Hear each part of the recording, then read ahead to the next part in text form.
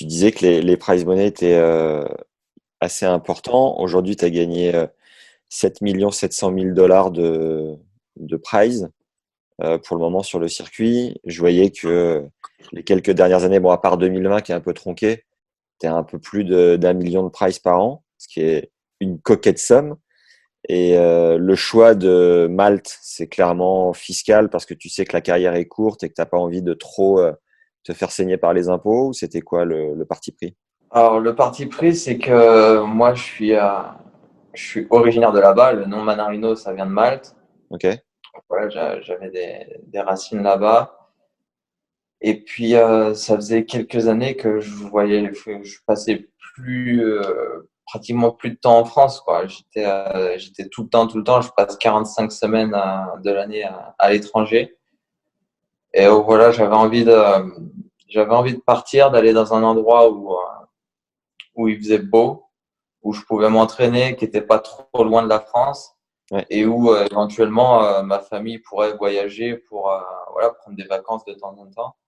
C'était aller partir vivre aux États-Unis à l'année, j'avais pas envie de ça parce que c'était un peu loin.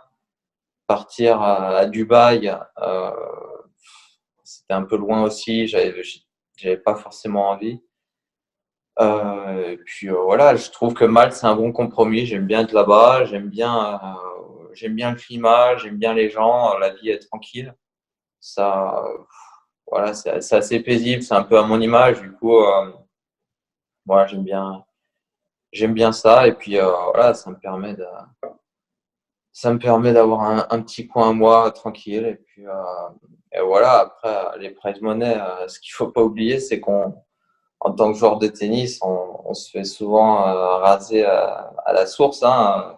Quand tu gagnes 1 million aux États-Unis, ils te prennent 30% tout de suite. Hmm. Et quand tu joues en Californie ou à New York, ils te prennent des taxes d'État en plus.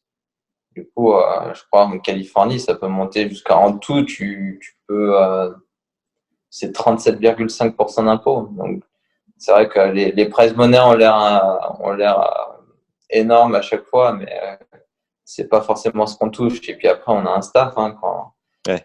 quand je pars avec mon prépa physique, mon kiné ou mon entraîneur tennis, c'est que tu paies leur billet d'avion, leur hôtel, leur nourriture, leur salaire, ben, il te reste pas tant que ça. Tu sais combien te Du coûte coup, une saison en moyenne? j'ai pas fait les comptes exacts, mais prendre un coach, ça te coûte au moins 200 000 sur une année. Annuel? Ouais. Oh la vache. Du coup, si tu veux prendre un coach plus un kiné ou alors un coach plus un entraîneur physique, les chiffres montent super vite. Ouais. On n'est pas comme en NBA, on n'est pas comme certains sports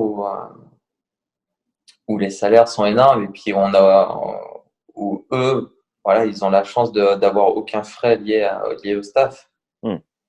C'est vrai que moi, quand je passe du temps aux États-Unis et que là, je vois la free agency en NBA et que je vois les salaires qui, Qui qui tombe. sont en jeu, C'est je crois monstrueux.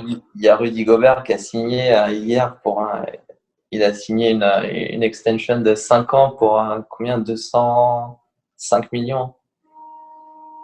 Ah, c'est pas comme le tennis, hein. Mais bon, non, on n'est pas malheureux non plus et c'est vrai que voilà, moi, je suis super content de faire ce sport et je me sens vachement privilégié. Du coup, voilà, je suis content de me lever tous les matins pour aller taper des balles.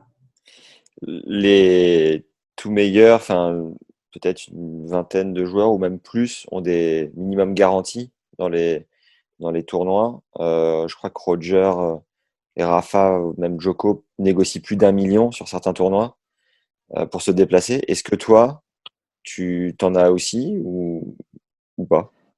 Non, non, j'en ai jamais eu. J'en ai, non, je crois que j'en ai jamais eu. Peut-être sur un challenger ou deux, mais c'était des garanties qui venaient de personnes en dehors du tournoi. Du coup, c'était différent, mais je pense que les garanties, tu peux commencer à les négocier quand tu es dans les 20 premiers. 20-25 premiers. Après, ça dépend des tournois. Il y a des 250, par exemple, qui sont assez faibles, qui sont vraiment à la recherche de joueurs. Et dans ce cas-là, tu peux négocier quelque chose quand tu es dans les 30 premiers. Ouais.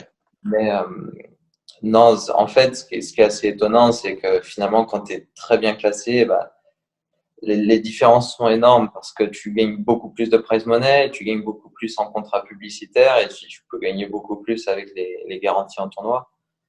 Alors, forcément, la différence entre un joueur qui est 15e et 30e, elle paraît pas si énorme, mais finalement, dans le monde du tennis, ça fait vraiment une marge énorme. Et si tu veux une version décortiquée et applicable dès ton prochain entraînement de la Bible du mental de In a Game of Tennis de Timothy Galloway, tu as accès à notre 13e masterclass avec Alain Cassaigne qui a traduit ce best-seller et s'en sert depuis plus de 50 ans de coaching sur le terrain. C'est un cours d'1 heure et demie en 12 parties détaillées avec en bonus des stratégies de jeu payantes à bosser à l'entraînement et des astuces claires et ludiques que j'ai testées immédiatement. Ma concentration et la précision de mes zones ont déjà pris un énorme coup de boost. Foncez les yeux fermés, c'est le lien juste en dessous.